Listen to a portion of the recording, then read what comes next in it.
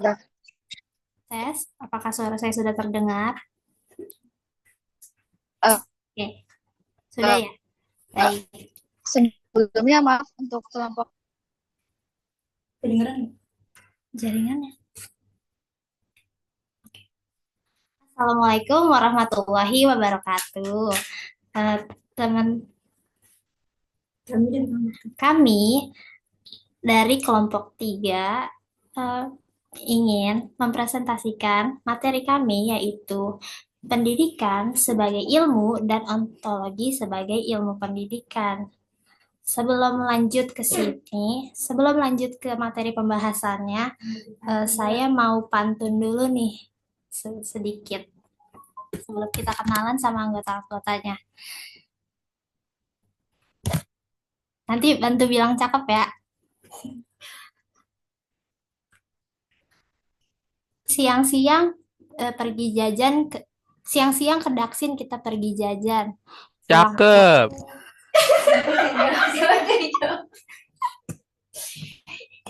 Cakep. pulang-pulang dari Daksin kita dapat jajanan sebelum Artinya. kita masuk.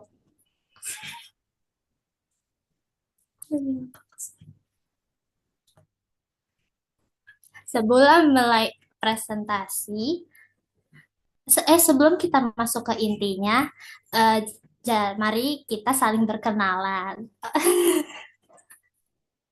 Oke, yang pertama, perkenalkan nama aku Vena Lestari.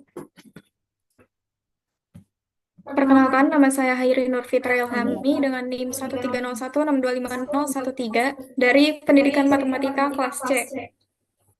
Selanjutnya, Perkenalkan, nama aku Mutia Katwa Zahra dari kelas C.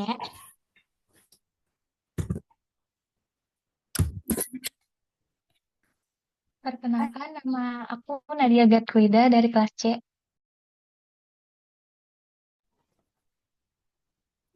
lalu perkenalkan nama saya Nur Fitri Malinda dari kelas C. Di sini saya sebagai moderator untuk presentasi pada kali ini. Boleh di next.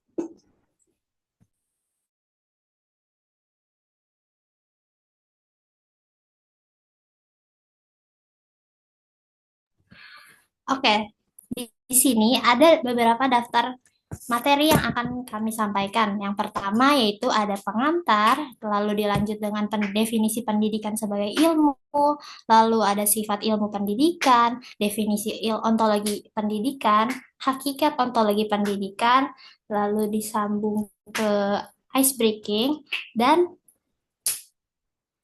disambung lagi ke sifat ontologi pendidikan. Lalu ada hubungan ilmu dan ontologi. Setelah itu ada video pembelajaran, masuk kesimpulan, daftar pustaka, moto, dan penutup.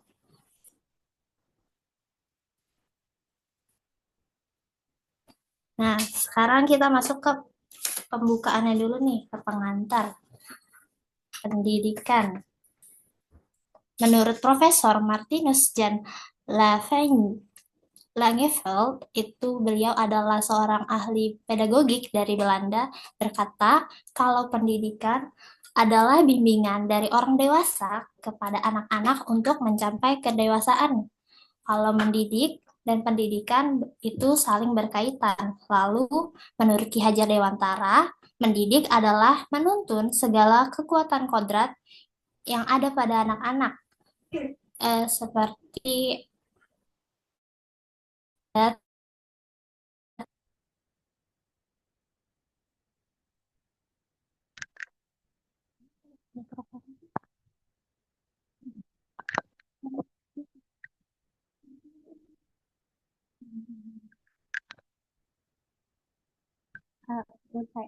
ulang, menurut Ki Hajar Dewantara, mendidik adalah menuntun segala kekuatan kodrat yang ada pada anak-anak supaya mereka sebagai manusia dan sebagai anggota masyarakat dapat mencapai keselamatan dan kebahagiaan yang setinggi-tingginya.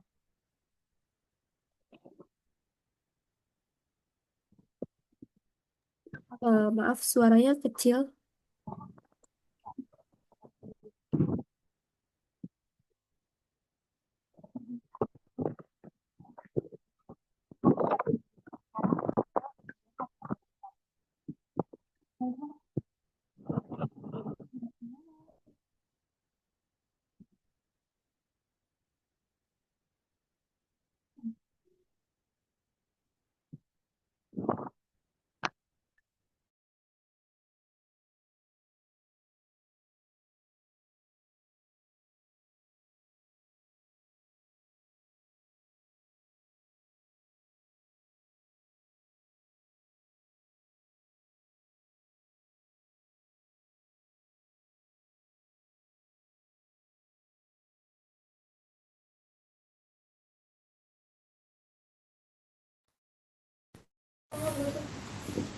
Tes, sebelumnya apakah suara saya sudah terdengar lebih jelas?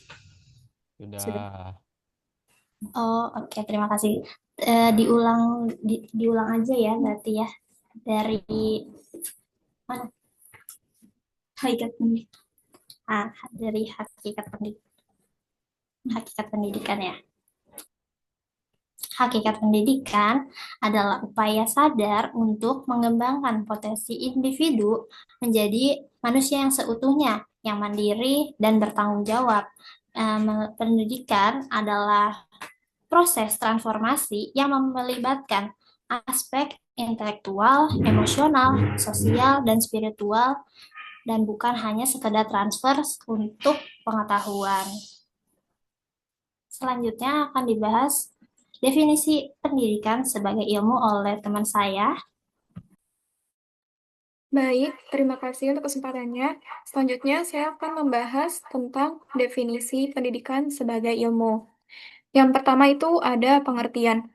Pendidikan sebagai ilmu adalah upaya sistematis untuk memahami dan menjelaskan fenomena pendidikan melalui observasi, penelitian, dan perumusan teori. Ilmu pendidikan merupakan disiplin yang mempelajari bagaimana manusia belajar dan berkembang, serta cara terbaik untuk memfasilitasi proses tersebut. Secara sederhana, pendidikan sebagai ilmu adalah proses belajar mengajar yang dilakukan secara sistematis, yaitu secara bertahap, dan terdapat langkah-langkah yang harus diikuti. Contohnya adalah dosen membuat RPS untuk pembelajaran 1 semester. Jadi, kegiatannya itu sudah tersusun secara rapi. Selanjutnya, di sini ada faktor diakui pendidikan sebagai ilmu itu sebagai disiplin ilmiah. Yang pertama itu ada objek studi, yang meliputi manusia dan proses pendidikan.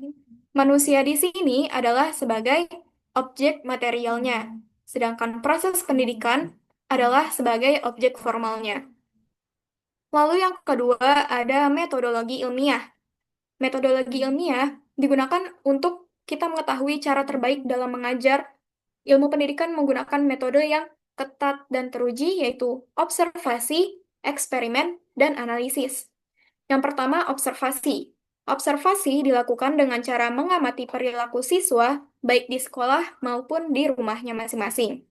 Lalu yang kedua, ada eksperimen. Eksperimen dilakukan dengan cara menerapkan dua metode pengajaran yang berbeda kepada dua kelompok siswa, agar terlihat metode mana yang lebih efektif untuk diterapkan ke depannya. Selanjutnya ada analisis. Analisis dilakukan dengan cara mengumpulkan data hasil observasi dan eksperimen, lalu dianalisis menggunakan metode statistik agar dapat ditarik kesimpulan yang valid. Selanjutnya, faktor yang ketiga adalah sistematis dan terukur. Maksudnya di sini adalah ilmu pendidikan dapat diajarkan dan dikembangkan secara berkelanjutan. Dengan begitu, ilmu pendidikan dapat dipelajari, diajarkan, dan dikembangkan sesuai dengan perkembangan zaman. Selanjutnya akan dibahas oleh rekan saya.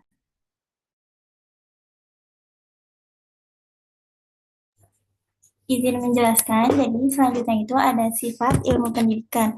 Sifat ilmu pendidikan itu ada 4. Yang pertama, empiris, kedua normatif, ketiga historisitas, keempat teoritis praktis. Jadi yang pertama itu ada empiris. Empiris itu berdasarkan pengamatan dan bukti fisik. Ilmu pendidikan didasarkan pada pengamatan langsung terhadap apa yang terjadi di lapangan. Hasilnya tidak mengada-ngada, melainkan bersumber dari hal-hal yang dapat kita lihat, dengar, atau amati secara fisik. Intinya, jika ada fenomena pendidikan, kita cari buktinya. Contoh mudahnya itu seperti sejarah. Kita percaya suatu peristiwa terjadi karena ada bukti peninggalan dan saksi yang diamati. Yang kedua, normatif, yaitu berpedoman pada nilai-nilai dan norma masyarakat atau agama. Ilmu pendidikan bukan sekedar mengajarkan, tapi juga berpedoman pada nilai-nilai luhur dan standar ideal. Nilai-nilai ini yang biasanya datang dari norma masyarakat dan ajaran agama digunakan sebagai kompas untuk menentukan seperti apa yang harusnya siswa itu yang seharusnya siswa dididik dan karakter ideal apa yang ingin dicapai. Jadi pendidikan selalu punya tujuan moral. Yang ketiga itu ada historisitas atau berkembang sejalan dengan sejarah dan budaya. Pendidikan harus dilihat melalui kacamata sejarah. Ini berarti kita memahami bahwa pendidikan itu terus berubah, tumbuh, dan dipengaruhi oleh budaya, filosofi, serta pengalaman manusia dari waktu ke waktu. Yang keempat ada teoritis dan praktis.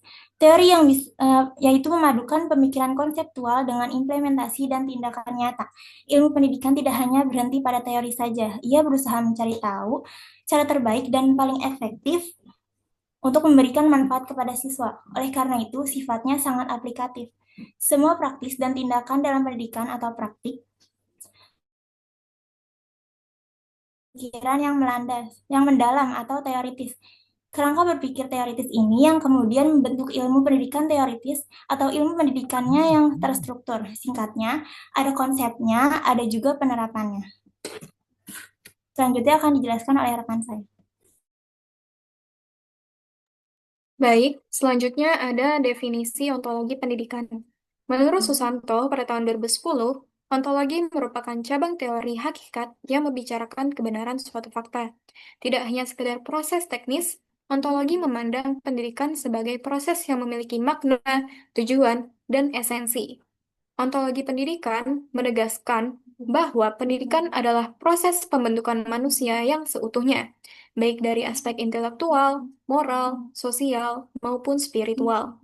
Dengan demikian, pendidikan lebih dari sekadar transfer ilmu dari satu orang ke orang lain, melainkan sebuah tindakan yang manusiawi dan eksistensial yang melibatkan guru, siswa, lingkungan, dan nilai-nilai. Pendidikan dibutuhkan oleh manusia karena manusia adalah makhluk yang berakal, berbudaya, dan berketuhanan. Secara sederhana, ontologi pendidikan menekankan bahwa pendidikan adalah proses untuk membentuk manusia seutuhnya, baik dari aspek sosial, moral, intelektual, dan spiritual. Jadi, pendidikan itu bukan hanya sekedar proses transfer ilmu dari satu orang ke orang yang lain, melainkan suatu tindakan yang memiliki makna, tujuan, dan nilai yang melekat pada kehidupan sehari-hari. Selanjutnya akan dibahas oleh rekan saya.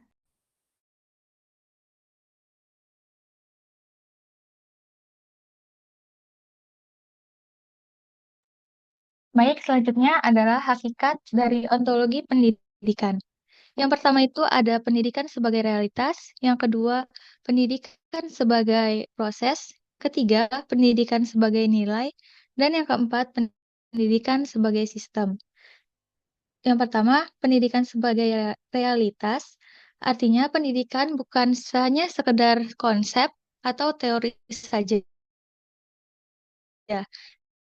tetapi pendidikan itu hadir di kehidupan nyata, baik di lingkungan sekolah, keluarga, maupun masyarakat. Contohnya itu, seorang anak pertama kali belajar berbicara dari kedua orang tuanya. Terus, untuk di lingkungan sekolah, ada program literasi. Lalu untuk di lingkungan masyarakat, ada program Karang Taruna. Lalu yang kedua ada pendidikan sebagai proses. Pendidikan tidak hanya selesai dalam suatu waktu tertentu, tetapi merupakan proses berkelanjutan yang tidak memiliki batasan waktu, atau bisa kita bilang sebagai learning throughout life, atau belajar sepanjang hayat. Ini ada sebuah kutipan dari Edgar Faure dari UNESCO tahun 1972, yaitu every individual must be in a position to keep learning throughout life. Yang artinya, setiap individu harus berada di posisi untuk belajar sepanjang hayat. Lalu yang ketiga, itu ada pendidikan sebagai nilai. Pendidikan sebagai pembentuk karakter, menanamkan moral, dan mengarahkan perilaku positif kepada seseorang. Pendidikan tidak hanya bertujuan untuk menghasilkan manusia yang pintar secara akademik saja, tetapi dasarnya juga harus punya seperti dasar moral untuk menjalani kehidupan. Contohnya itu ada pelajaran pendidikan karakter di sekolah, lalu ada ekskul pramuka yang bisa melatih karakter seseorang, melatih kedisiplinan dan juga kemandirian. Lalu yang keempat ada pendidikan sebagai sistem. Pendidikan terdiri dari tujuan, materi, metode, subjek, sarana, dan prasarana, serta evaluasi yang harus berjalan secara harmonis agar tujuan dari pendidikan itu dapat tercapai.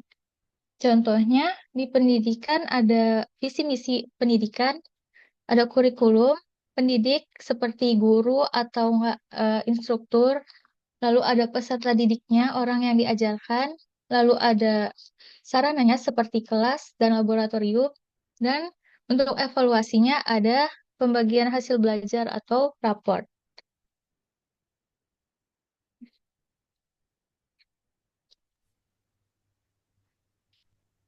Oke, sekarang kita masuk ke sesi ice breaking dulu nih.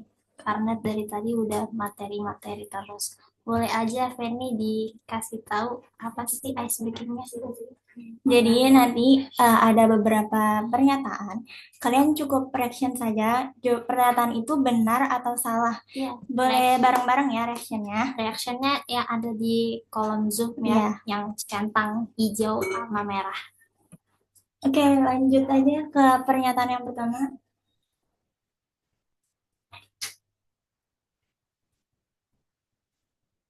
Yang pertama itu ada pendidikan bertujuan mencari keuntungan material. Menurut kalian ini benar apa salah pernyataannya? Ayo coba direction. Silakan direction ya. Silakan teman-teman.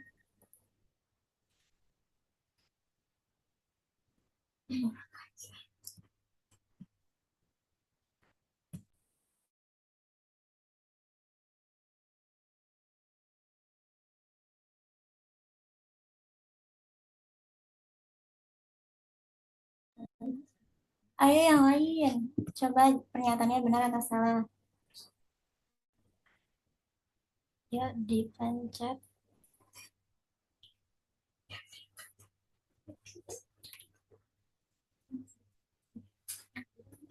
Itu udah banyak sih. Udah banyak ya? Mana? Satu.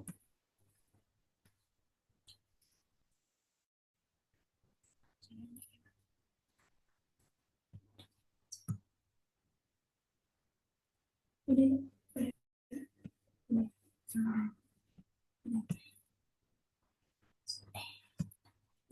Udah.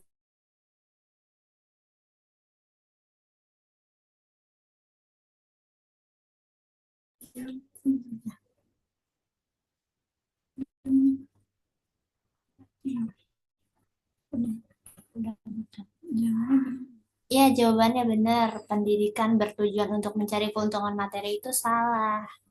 Oke, lanjut. Ya, lanjut yang kedua ada pernyataan hakikat manusia adalah makhluk yang perlu dikembangkan potensinya. Jadi menurut kalian ini pernyataan ini benar atau salah? Boleh di reaction.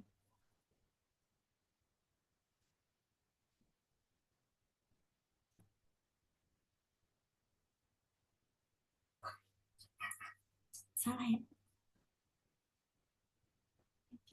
Udah ada yang reaction? Bukan reaction.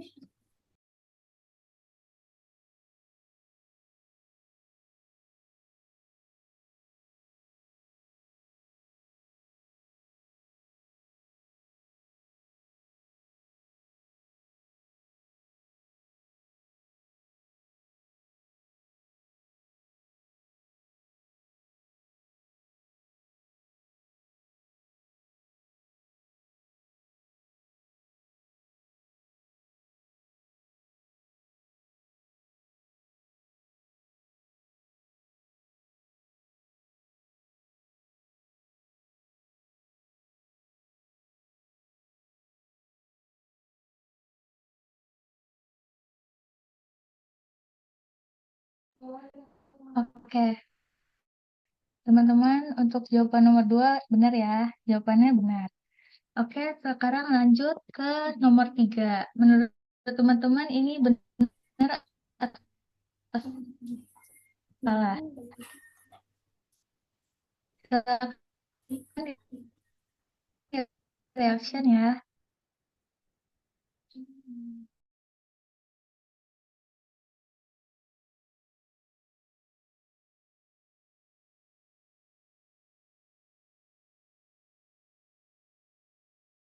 Oke, kita cek jawabannya. Bentar ya teman-teman. Ya, nomor 3 jawabannya benar. Lanjut, kita nomor 4. Menurut teman-teman ini benar atau salah? Silahkan di reaction.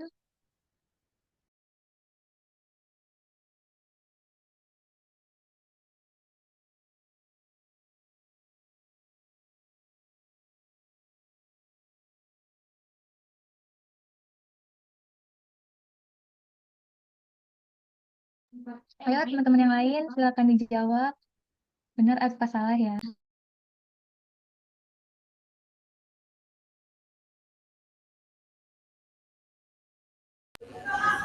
Jawabannya tidak betul.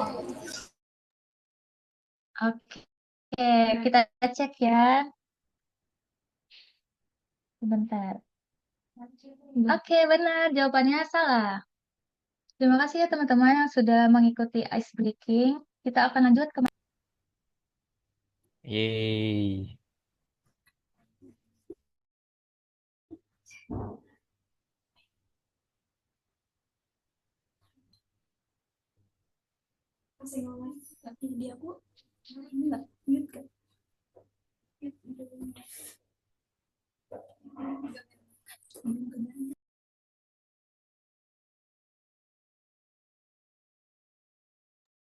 Oke, kita lanjut ke materi selanjutnya. Sifat ontologi dari pendidikan. Ini kami ambil dari menurut ahli Jujun S. Surya Sumantri tahun 1982. Jadi sifat pendidikan, ontologi pendidikan itu ada 4. Yang pertama bersifat universal, kedua bersifat fundamental, ketiga bersifat ruh, dan yang keempat bersifat abstrak. Yang pertama, pendidikan bersifat universal, artinya pendidikan berlaku bagi semua orang tanpa memandang tempat, waktu, ataupun budaya. Contohnya, di Indonesia, di Jepang, ataupun di negara lainnya, semua orang itu butuh belajar dari mereka kecil sampai dewasa. Jadi pendidikan itu bisa bersifat untuk menyeluruh untuk semua orang. Nggak memandang dia orang Indonesia aja atau orang anak kecil ada aja atau kan bersifat tal. Artinya pendidikan dipandang bukan hanya untuk mencerdaskan seseorang dalam akademik, tetapi juga untuk membentuk karakter seseorang, yang mana karakter itu menjadi dasar dalam kehidupan seseorang. Contohnya, di sekolah itu siswa dididik bukan hanya melalui pelajaran akademik saja, tetapi siswa juga dididik untuk mempunyai karakter yang baik, misalnya disiplin, jujur, bertanggung jawab, dan punya akhlak yang baik. Lalu yang ketiga, ontologi pendidikan bersifat menyeluruh, yang artinya ontologi pendidikan itu nggak hanya membahas satu sisi pendidikan saja, tetapi melihat pendidikan secara utuh. Di pendidikan itu kan, di ontologi pendidikan mencakup ada komponen-komponen, misalnya kayak visi misi, ada metodenya, ada sarana prasarana. Nah, untuk contohnya itu, misalnya kita ada kurikulum yang bagus, tetapi juga harus didukung dengan fasilitas yang memadai. Kalau misalnya ada kurikulum yang bagus tapi fasilitasnya nggak memadai gitu kan, itu sama aja kayak nggak bisa berjalan dengan lancar. Nah, yang keempat itu bersifat abstrak, yang artinya ontologi pendidikan fokus pada ide dasarnya. Yang kalau abstraknya masih apa ya, masih abstrak, belum nyata, belum ada praktik langsungnya. Nah, untuk menjawab itu, kita bisa melakukan tindakan nyata atau tindakan yang konkret. Contohnya, tindakan yang dilakukan. Lalu untuk selanjutnya akan dilanjutkan oleh teman saya.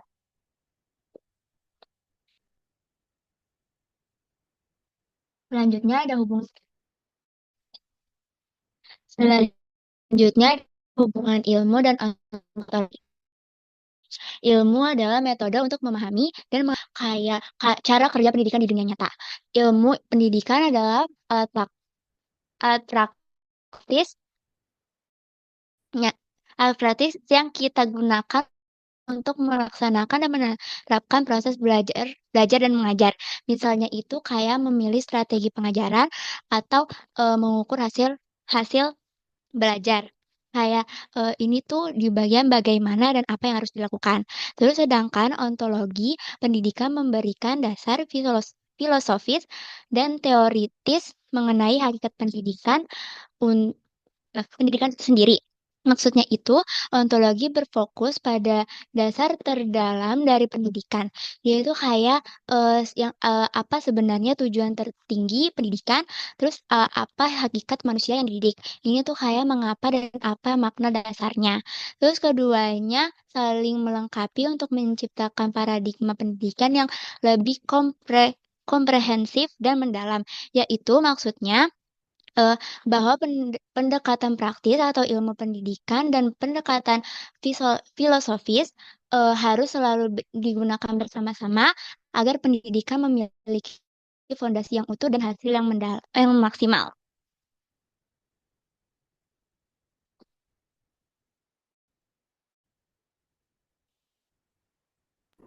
Bilang kalau Nah, sebelum video pembelajaran, tolong ini dulu pertanyaan ya, dengan 2 pertanyaan aja. Ibu ya. Pertanyaan dulu.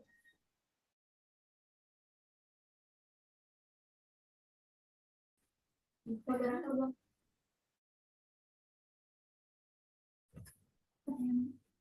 Pertanyaan.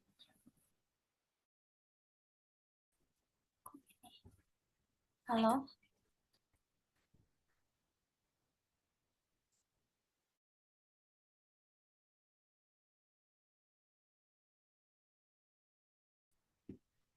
Oke, baik teman-teman.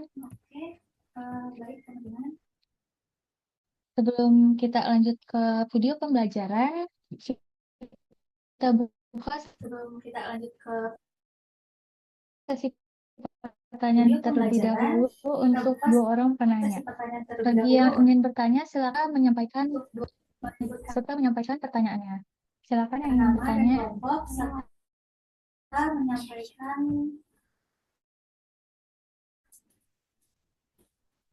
serta Maaf, ini kok suaranya bergema ya? menyampaikan pertanyaannya. Silakan yang bertanya. Iya, Itu ya, si Nur Halo Fitri on teman-teman mic penyaji, buat Iya. 2 pertanyaan saja ya. Ya, Suara Mbak Epi terdengar. terdengar Ibu. Ya.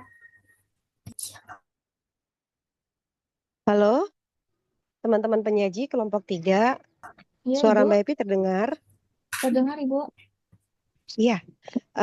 Sebelum video pembelajaran ditayangkan, silakan kelompok lain 1, 2, 4 dan seterusnya untuk bisa bertanya. 2 pertanyaan aja. Oke, baik Ibu. Baru nanti video pembelajarannya sambil kelompok mencari jawabannya. Oke? Oke, baik Ibu. Oke, bagi penanya pertama ada Zalfa Zafira. Silakan. Baik, saya ingin bertanya. Oke, baik Ibu. Yang bertanya tolong resen ya, biar memudahkan Ibu mengeceknya. Iya, Bu. Jadi pertanyaan Bagi penanya pertama, nama saya Salva Zafira dari kelompok 6. Jadi ontologi pendidikan menekankan bahwa itu seumur hidup. Dahulu masyarakat belajar lebih banyak dari pengalaman langsung. Sedangkan sekarang tersedia banyak jalur pendidikan seperti pendidikan yang formal, informal. Nah, bagaimana perbedaan ini mempengaruhi pola pikir masyarakat? Oke, baik Jalfa. Terima kasih atas pertanyaannya. Kita lanjut ke Indah dan Bella. Silakan.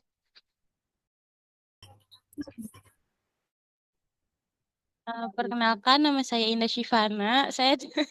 Saya dari Pendidikan Matematika kelas C 2025.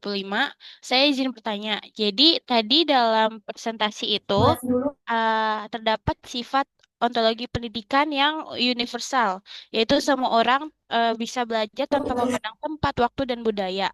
Nah, pertanyaan saya ini ketika hakikat manusia itu adalah makhluk belajar sepanjang hayat, apakah sistem pendidikan formal saat ini tuh udah sesuai dengan ontologi tersebut gitu. Terima kasih. Oke, baik. Terima kasih, Indah. Ini Ibu, apakah kami menayangkan video pembelajaran terlebih dahulu? Baik, terima kasih Indah. Ini Ibu apakah kami menayangkan video pembelajaran?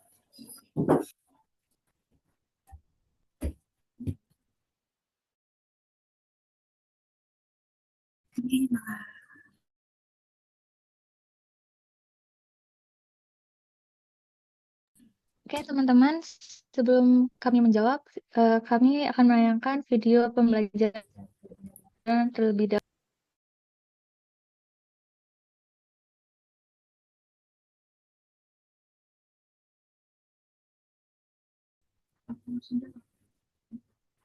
Oke, teman-teman, sebelum kami menjawab, Sebelumnya, apakah suaranya sudah terdengar videonya? kami Belum. Oh, sebentar ya. Oke. menayangkan video pembelajaran.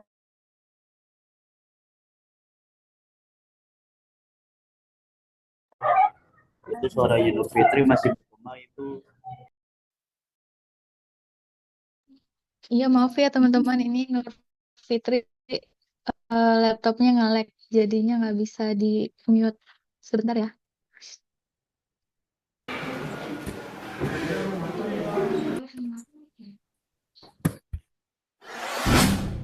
Apakah udah terdengar suara videonya?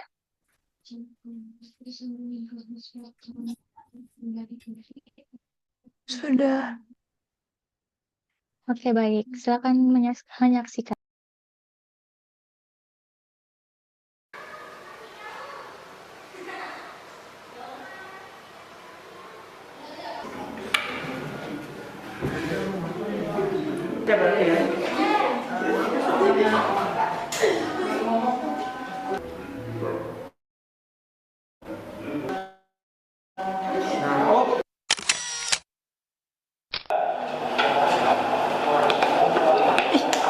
Woi, J, lu kalau nggak promosi barang ya jujur dong. Yang kayak gini. Maksudnya apa sih? Apaan nih? Masa kemarin gue beli kerudung yang lo promosiin katanya bagus, kok malah begini? Coba jelasin. J, jangan jawab juga dong. Ini kulit saya jadi merah karena pakai lotion. Kamu tahu nggak? Ya jangan salahin gue dong. Tugas gue tuh cuma promosiin doang. Kalian aja kali yang ini sama gue. Jangan Assalamualaikum. Selamat pagi anak-anak hebat. Alhamdulillah. Tadi saya dengar ada suara ribut-ribut. Ini tuh Pak, tadi dia promosiin barang tapi nipu. Udah tuh Pak, gara-gara produk dia kulit saya jadi rusak Pak. Bener dia? Enggak Pak, bohong.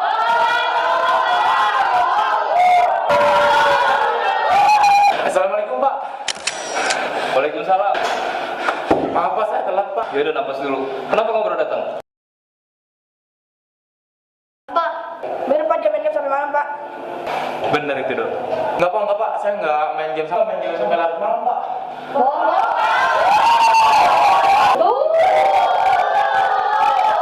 Udah tenang dulu. Dok, kamu duduk dulu Dok. Ya, terima kasih Bang. Nanti setelah pembelajaran, Jessica sama Rido ke rumah Bapak ya. Baik, Pak. Pak. Jadi saya tuh emang sering promosiin produk-produk gitu Pak. Nah karena mereka bayar saya, jadi saya promosinya bagus-bagus lah. Akhirnya banyak yang endorse saya. Jadi walaupun kualitas produknya nggak bagus, tetap kamu bilang bagus gitu? Iya Pak.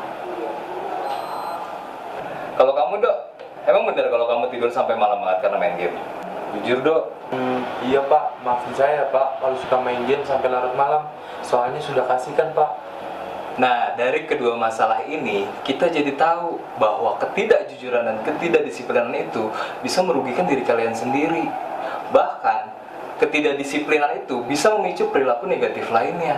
Contohnya tadi masalah Ridho. Untuk menutupi ketidakdisiplinan kamu karena terlambat, kamu harus bohong kan? Padahal disiplin dan kejujuran itu merupakan karakter penting yang harus kalian miliki supaya kamu diterima di masyarakat. Hobi kamu apa? Kalau hobi aku memecebuk kali. Kecebuk ya, benar. Aku juga suka berenang. Halo Mira, Keisha. Oke, teman-teman, tadi kan video pembelajarannya sudah ada. Nah, silakan kelompok 3, kesimpulan dari video pembelajarannya itu apa? Silakan. Baru nanti setelah itu menjawab pertanyaan dari kelompok penyaji. Silakan. Suara Mbak Epi terdengar?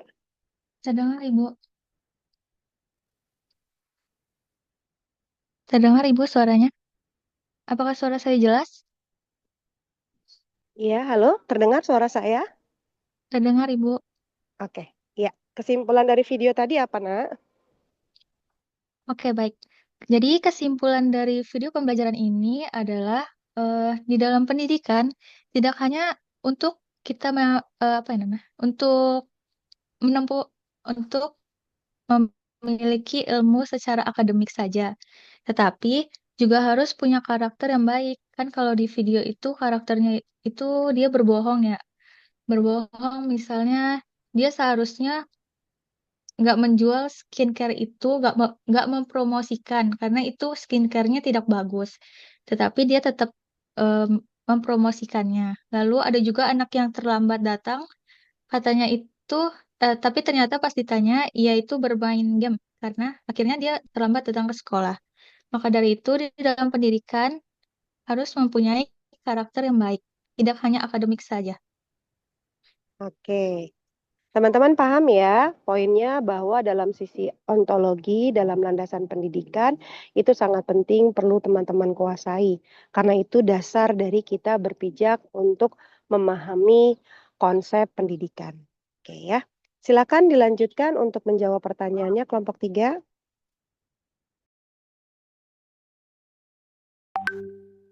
Yang bertanya tetap resen ya Nak ya, sama yang penyaji ya. PJ kelas tolong di checklist siapa saja yang bertanya ya untuk poin.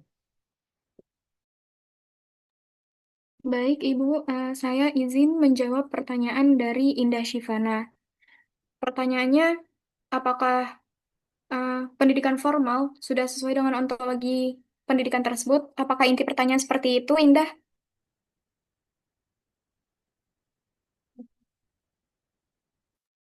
Ya, betul. Baik, izinkan saya menjawab. Jadi, jika dihubungkan dengan konsep ontologi pendidikan, pendidikan formal sebenarnya belum sesuai dengan konsep ontologi pendidikan, karena pendidikan formal itu hanya mencakup SD, SMP, SMA, dan kuliah.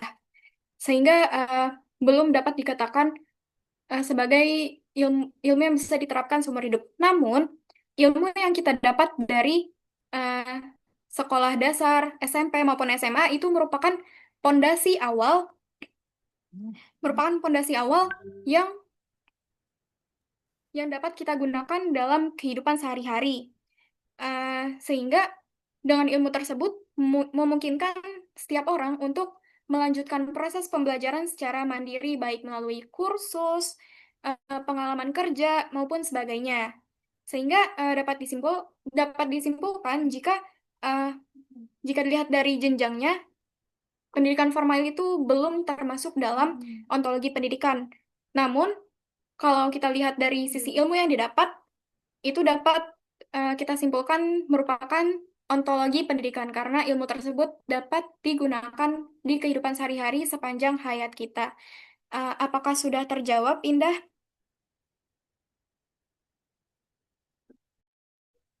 Baik, sudah Irin. Makasih. Oke, maknanya Indah apa Indah? Dari jawaban penyaji. eh Kesimpulan dari jawaban Hairin itu yang saya dapat bahwa pendidikan formal ini belum termasuk dalam ontologi pendidikan, namun dari kita sekolah kan ada nilai-nilai yang kita serap gitu dari nilai-nilai tersebut itu yang termasuk dalam ontologinya gitu Bu. Jadi nilai-nilai yang Kalau kita menurut dapat. kamu ontologi pendidikan itu apa maknanya? Ontologi pendidikan itu hakikat pendidikan yang dasar mendalam dalam pendidikan gitu, Bu. Berarti kan filosofi dasar dalam pendidikan, namanya edukasi. Ya, Akar dari semua ilmu, filsafat ilmu adalah kenapa disebut akar? Layaknya seperti pohon. Jadi kalau kamu tanya dasar ontologi pendidikan itu layak disimbolkan dengan akar. Nah, akar itu kan akan kemana saja. Nah, pohonnya itu adalah keilmuan. Jadi kalau teman-teman di FBS dengan berbagai macam jenis apakah tari, musik, nah itu adalah cabangnya. Jadi ontologinya adalah akarnya. Jadi semua dalam kehidupan ketika kalian mempelajari tidak hanya formal, non formal maupun informal, ontologinya adalah akar keilmuannya. Karena kita pendidikan, berarti ontologi kita adalah edukasi. Pendidikan itu sendiri, di mana pendidikan kita dapat secara formal, non formal dan informal. Jadi, ontologi landasan pendidikan bisa diperoleh manusia dalam 3 jalur tadi, ya. Jadi formal termasuk ya, Nak ya. Jangan salah persepsi. Oke? Baik, Ibu. Terima kasih Iya. atas koreksinya, Bu. Iya, sama-sama yang lain juga ya. Tolong dicamkan itu ya. Oke, silakan satu orang lagi.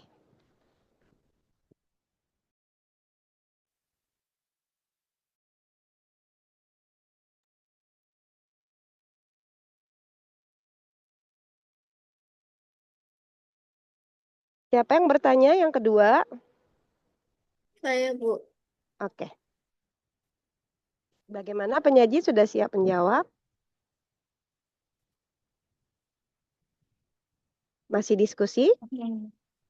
Mohon izin Ibu untuk menjawab Iya. pertanyaan dari Zafira. Mm-mm. Pertanyaan dari Zalfa tadi adalah gimana bedanya pengaruh pembelajaran dari zaman dulu sama pembelajaran di zaman sekarang. Betul kan Zalfa? Apa seperti itu? Iya, betul. Oke. Jadi kalau dulu belajar itu istilahnya kayak kita ikut magang buat di universitas kehidupan.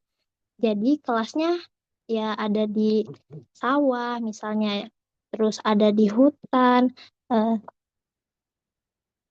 atau di dapur di rumah kita, atau di tempat yang kita tuju. Nah, gurunya siapa? Bisa dari orang tua kita, ayah ibu, kakek nenek, ataupun orang tertua-tertua yang ada di kampung lingkungan sekitar. Terus, mata pelajarannya itu apa? Contohnya, kalau yang di sawah, berarti kan cara belajar bertani, terus memanen, dan segala hal yang berkaitan dengan perkebunan. Lanjut lagi, kalau yang di dapur berarti kayak belajar memasak, belajar membuat hidangan masakan yang baik, dan untuk kebutuhan diri kita sendiri juga, kebutuhan pokok makan. Lanjut, kalau di sekarang nih, zaman sekarang, belajarnya itu kayak kita lagi ngumpulin bongkahan puzzle. Kalau sekarang kelasnya itu ada di gedung kelas atau gedung belajar di sekolah. Terus ada lagi tempat kursus. Tempat kursusnya bisa di mana aja, bisa di Zoom atau di hotel atau di aula mana, di mana yang nanti kursusnya itu buka acara. Lanjut, kalau mapel yang di zaman sekarang itu mapelnya berarti lebih ke pelatihan-pelatihan kayak soft skill dan hard skill. Contohnya kalau yang Zoom ya, em, pelatihan cara mengedit video, terus eh, seminar cara menggunakan Canva yang dengan baik, terus cara jadi konten kreator yang baik, dan eh, masih banyak lagi contoh-contohnya. Lalu,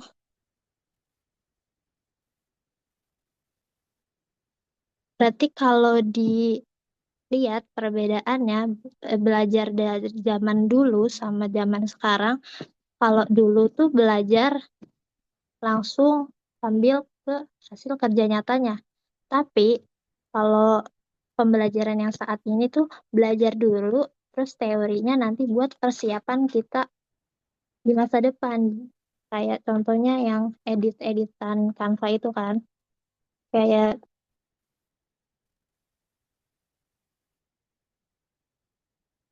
biar nanti kalau mau ada tugas, kita biar bisa bikin presentasinya yang bagus atau editan yang bagus. Nah, jadi itu perbedaannya, Zalfa. Apakah pertanyaan sudah terjawab?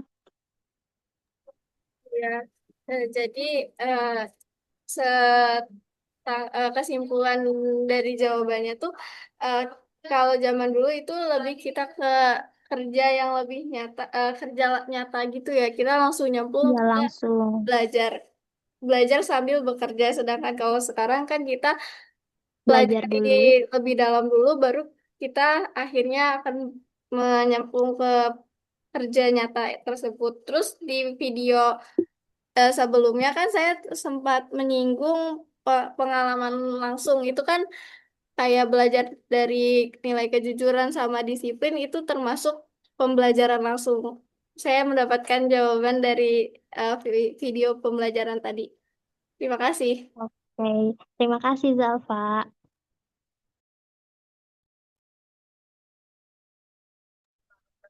Oke, terima kasih. Luar biasa. Ada lagi tambahan pertanyaan, teman-teman? Silakan ditanyakan.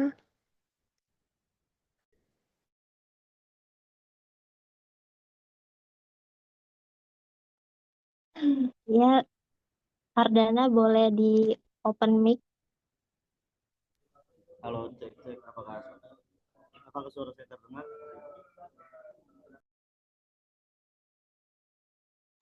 Belum, masih kecil suaranya. Cek apakah suara saya terdengar? Belum, dideketin coba. Cek apakah suara saya Nah, terdengar? udah. Ya sudah. Oke. Bentar ya teman-teman. Tadi lupa kan. Oke. Perkenalkan, nama saya Muhammad Ardana Cipta dari kelompok 8 dari kelas pendidikan matematika kelas B. Kita kan sebagai calon pendidik nih nantinya gitu kan ya. Bagaimana sih kita mengintegrasikan pendidikan sebagai ilmu empiris dengan pendidikan sebagai proses kemanusiaan dalam nilai moral, sosial, spiritual di era digital. Dan apakah perpaduan ini relevan untuk tantangan pendidikan saat ini? Baik, terima kasih pertanyaannya Ardana. Nanti kami tampung dulu ya. Boleh Fasya dibuka mic-nya? Perkenalkan, nama saya Fatma Fitri. Saya akan menanyakan, tadi kan dari penjelasan di PPT tentang mengenai hubungan ilmu dan ontologinya. Sini saya mau bisa kasih contoh dari hubungan ilmu dan ontologinya nggak? Oke, baik Fasya. Kami tampung terlebih dahulu ya pertanyaannya. Selanjutnya, Kansa boleh di open mic. Oke, halo, suara saya sudah terdengar. Oke, sudah. Oke, terima kasih atas waktunya. Perkenalkan, saya Kanza Bita Gumai dari Pendidikan Matematika kelas C. Saya izin bertanya. Menurut penjelasan yang tadi sudah disampaikan dari kelompok 3 kan, ontologi itu adalah dasar pendidikan atau bisa juga yang diibaratkan sebagai akar ya. Tapi saya baca juga dari jurnalnya Aristotle, Psychople Thought Now and Then with emphasis on his ontology and teleology. itu bilang kalau misalnya ontologi merupakan cabang filsafat yang membahas hakikat segala sesuatu yang ada secara umum. Nah, aku mau bertanya, kalau misalnya ontologi pendidikan itu juga berkaitan nggak sih dengan eh, bidang filsafat lain yang tadi Aristoteles sudah bilang itu kayak epistemologi sama aksiologi. Terima kasih. Baik, terima kasih Kansa atas pertanyaannya. Ya, Indah, silakan. Oh, oh, Indah udah. Oh, Bella ya? Silakan Bella. Ya, apakah suara saya terdengar? Iya, sudah. Silakan. Kan nama saya Bella Dijansi dari program studi pendidikan matematika kelas C. Pertanyaan saya, jika ontologi membahas hakikat pendidikan, apakah pendidikan dapat dikatakan universal atau selalu dipengaruhi oleh budaya tertentu? Apakah Oke, bisa? baik. Terima Iya, kasih. sudah. Terima kasih Bella. Revina, silakan Revina. Ya, sebelumnya perkenalkan nama saya Revina Putri Aryani dari kelompok 2. Ya, jadi pertanyaan saya itu seringkali kan orang tua atau bahkan banyak kebijakan pendidikan yang mendukung untuk lebih fokus pada hasil akademik, misalnya kayak penilaian atau ranking-ranking gitu kan. Nah, dengan begitu segala hal akan dilakukan untuk mendapatkan nilai terbaik, walaupun harus memakai cara curang sekalipun. Bagaimana pendekatan ontologi pendidikan dapat mengkritisi orientasi ini? Apakah jelas?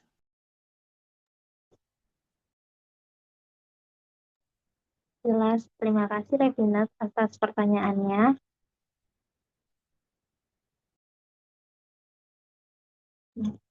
Teman-teman, terima kasih atas pertanyaannya. Izinkan kelompok kami berdiskusi terlebih dahulu untuk menjawab pertanyaan-pertanyaan dari teman-teman. Terima kasih.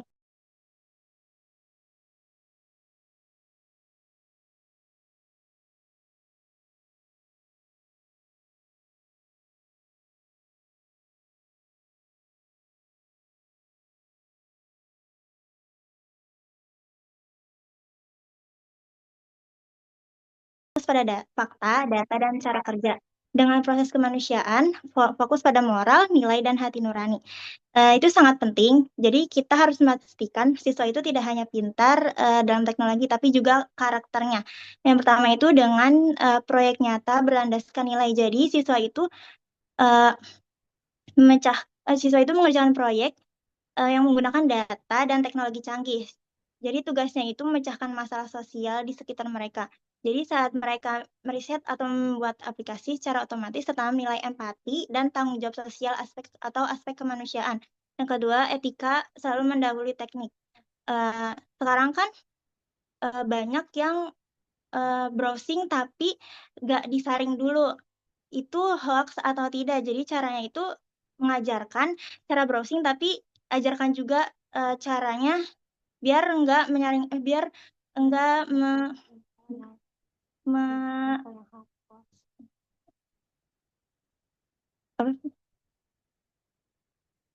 jadi cara itu biar gak orang-orang tuh gak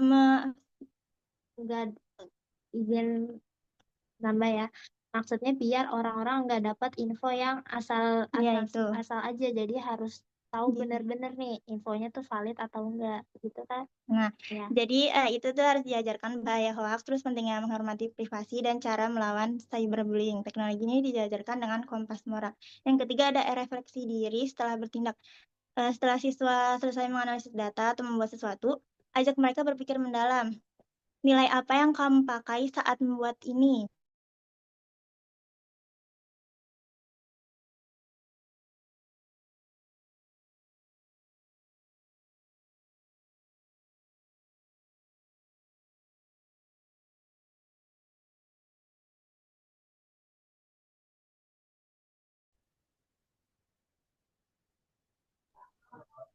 Suaranya putus-putus, tahu boleh pulang nggak? Putus-putus. Oh, putus. Iya. Oke, baik Ardana. Ini izin ulang lagi ya. Dari awal apa dari mana putus-putusnya? Udah Coba dari jadi. awal. Oh, dari awal. Oke, baik. Tunggu sebentar ya. Jadi intinya siswa itu disuruh melakukan sebuah proyek, tapi proyeknya itu nggak cuma tahu tentang teknologinya saja, tapi tahu gimana caranya menyaring informasi. Kayak berita ini itu hoax atau tidak, pokoknya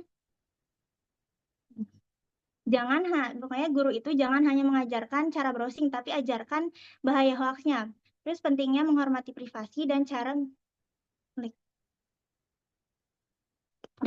melawan cyberbullying. Terus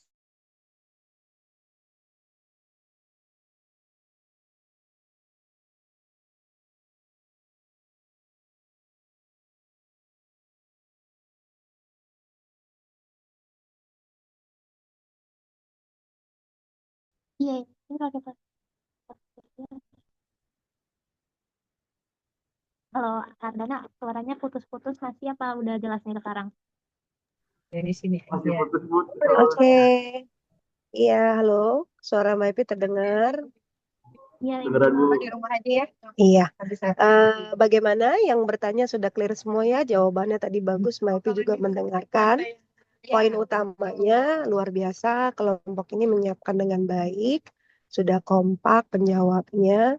Kemudian juga PPT dan makalahnya sudah sesuai dengan yang diharapkan. Oke, kita beri plus untuk kelompok penyaji, kelompok 3. Ya, kita foto bersama ya guys. Nanti